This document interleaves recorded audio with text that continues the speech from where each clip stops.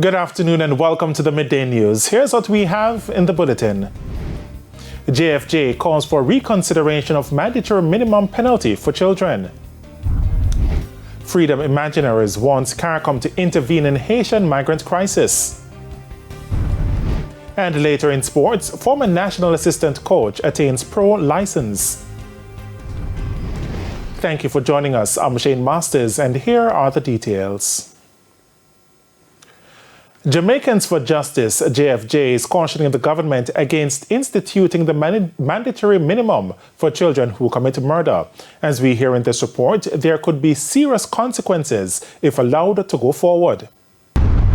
A reconsideration is warranted, the stance of human rights group Jamaicans for Justice, JFJ, to plans for the government to institute a mandatory minimum for children involved in murders. That minimum is 20 years. The proposal has found favor with majority of the members of a Joint Select Committee of Parliament, which is reviewing the Child Care and Protection Act. However, there's a call for Jamaica to tread lightly. The Inter-American Commission on Human Rights has raised concern. It says under the Child Care and Protection Act, the age of criminal liability in Jamaica is 12 years old, and if approved, 12-year-old children could be subject to high penalties, almost double their age. The IACHR noted that it is especially worrisome considering that children are judged in the same courts as adult offenders, which means that they might not be judged with a specific children's rights approach. Executive Director of JFJ, Michael Jackson, is urging the government to be cautious in how it goes about making such adjustments. What people don't realize, already in law,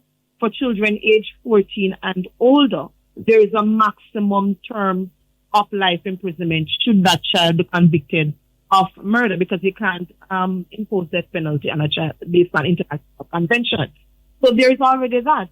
What the government is now doing is to be setting a mandatory term that must be served if one is found guilty before one becomes eligible for parole. And we're saying that you're limiting the judge's discretion to look at the unique circumstances of each case.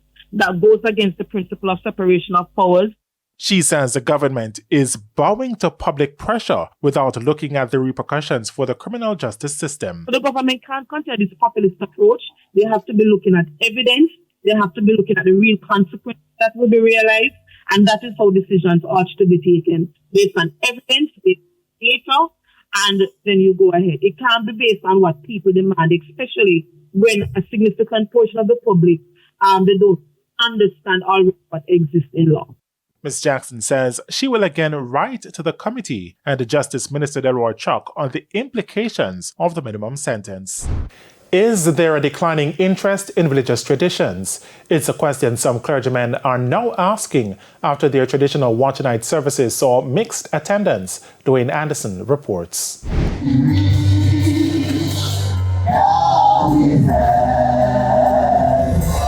Praise and worship in full swing at a watch night church service.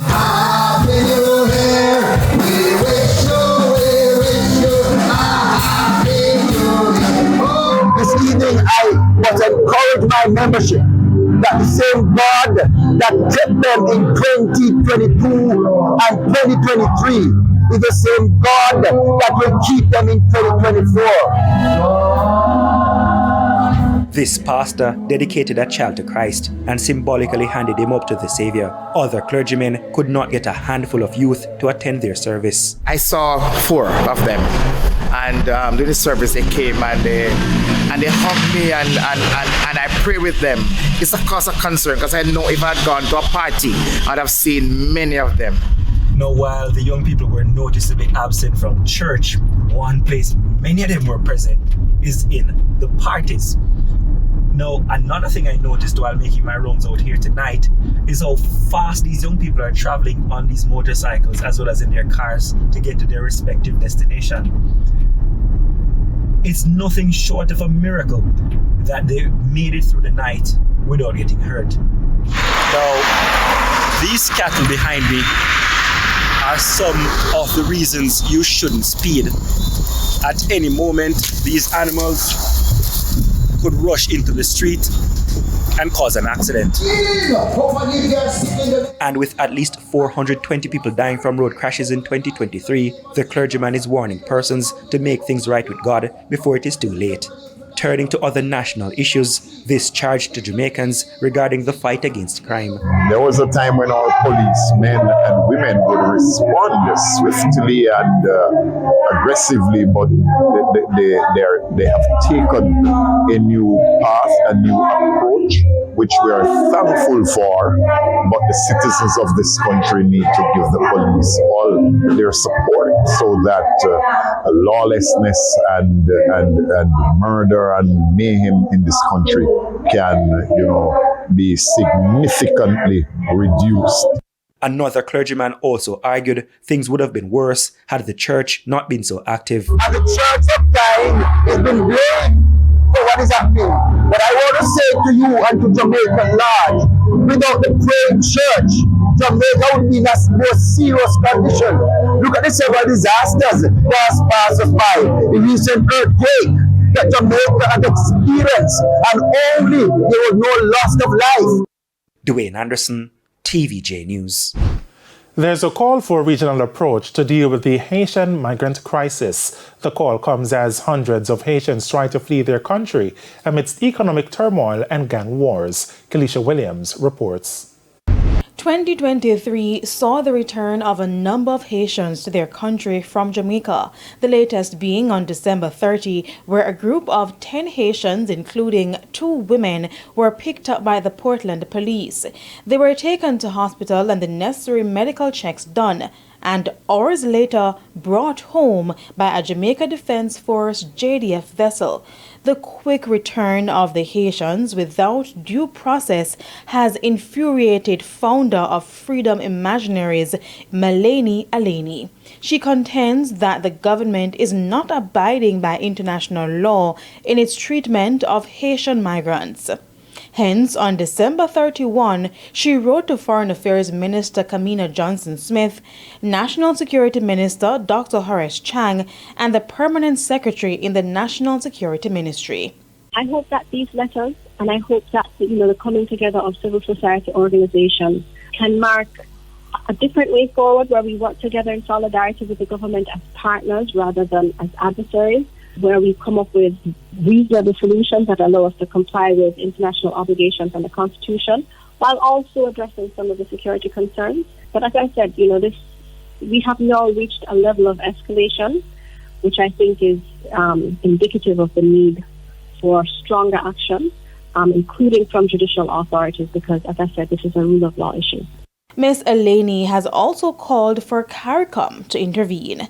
CARICOM and CARICOM states have to come together and find a solution that is sustainable, that is based on international solidarity and shared responsibility, so that we can pull together the resources, both financial and just human capacity, to respond to the Haitian refugee crisis. Because I can tell you, Jody, this situation is not sustainable. Haitians are going to continue moving across the Caribbean, so CARICOM needs to solve this issue. Ms. Aleni was speaking on Power 106's Morning Agenda on Tuesday. Kelisha Williams, TVJ News. And it's time for a break on the Midday News. Stay with us. More stories when we return.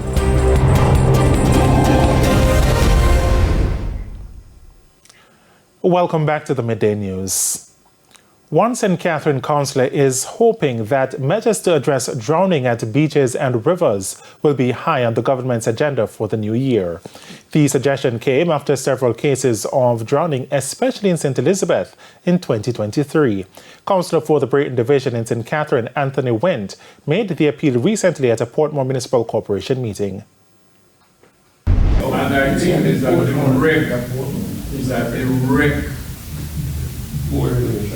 correlation to the fact that we cannot access our safer beaches. The hotels have fenced them off, inaccessible. I want the authority that has a responsibility for this to engage the municipality in a way that not only this parish council, but all the parish councils have a say in how our beaches are used. And it's now time for the Business Minute.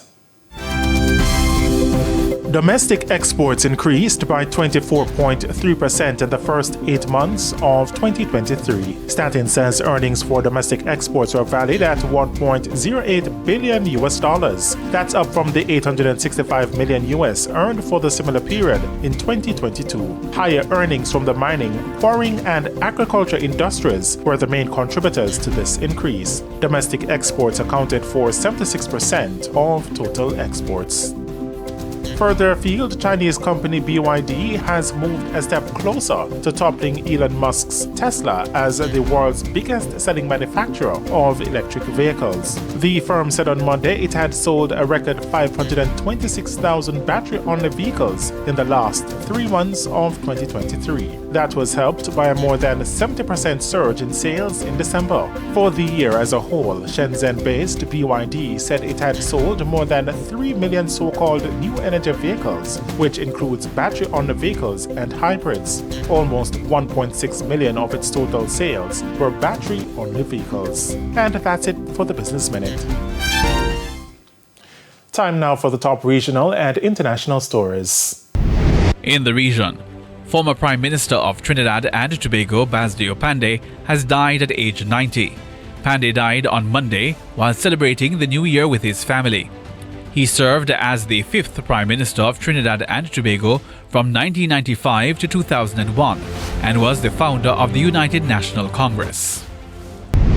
On the international scene, the 5 Japanese Coast Guard crew members who went missing after 2 aircraft collided early Tuesday have been confirmed dead. The passenger plane carrying close to 400 passengers collided with the Coast Guard aircraft as it landed at Tokyo's Haneda Airport. The captain of the Coast Guard plane has been hospitalized in critical condition. The aircraft was due to fly to Niigata Prefecture to help with earthquake relief efforts after Monday's 7.6 magnitude quake. Meanwhile, the death toll from the quake has risen to 48. Rescue efforts are still underway as dozens remain unaccounted for. Authorities are also reporting major damage to infrastructure across the region. All tsunami advisories have now been lifted along the Sea of Japan. As officials say, there is no longer a risk of such an event. And those were the top regional and international stories. I'm Hal Shane Burke. Back on the local scene, the Manchester Chamber of Commerce is urging the authorities to ensure the alternate route to the toll road is kept in good condition. First Vice President Omar Fennell made the call recently as businesses in Clarendon Park and Porus Manchester continue to report a decline in sales. This follows an announcement by the government that motorists can continue using the main Penn to Williamsfield leg of the highway free of cost until March 2024. We want the alternate routes to be fixed as quickly as possible so persons can opt to use the highway or use the alternate routes to get that business done. The true assessment is going to be when the toll is fully in effect, persons are paying, and of course all of those businesses that were affected, we're going to have to just go back and do a little check and see what's happening there, because commerce is important in every aspect. And we head to a quick break. When we come back, Jermaine Brown will have your midday sports report.